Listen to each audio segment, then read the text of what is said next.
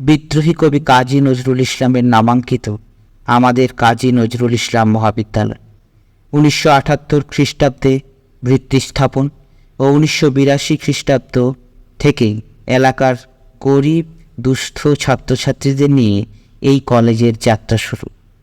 বর্তমানে 1 জন গ্রন্থাগারিক, 22 জন অধ্যাপক অধ্যাপিকা ও 11 জন শিক্ষাকর্মীকে নিয়ে অত্যন্ত গর্বের সাথে এই মহাবিদ্যালয় এগিয়ে চলেছে শিক্ষা বিস্তারের কাজে।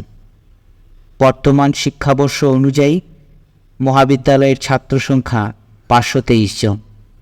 14টি মেজর ও মাইনর বিষয়ে পড়াশোনার সুযোগ সুবিধা রয়েছে।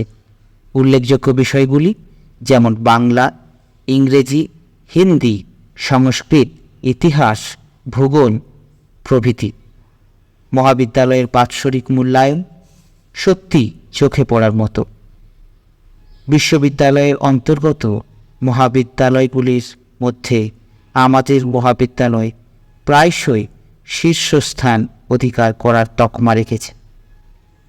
মহাবিদ্যালয়ের ছাত্রছাত্রীরা পশ্চিমবঙ্গ সরকারের সমস্ত রকম স্কলারশিপের সুযোগ সুবিধা পেয়ে থাকে। উল্লেখযোগ্য কন্যাশ্রী, ঐক্যশ্রী, ওয়েসিস, এছাড়াও ছাত্রছাত্রীদের স্টুডেন্ট ক্রেডিট কার্ডের সুব্যবস্থা করে দেওয়া হয়।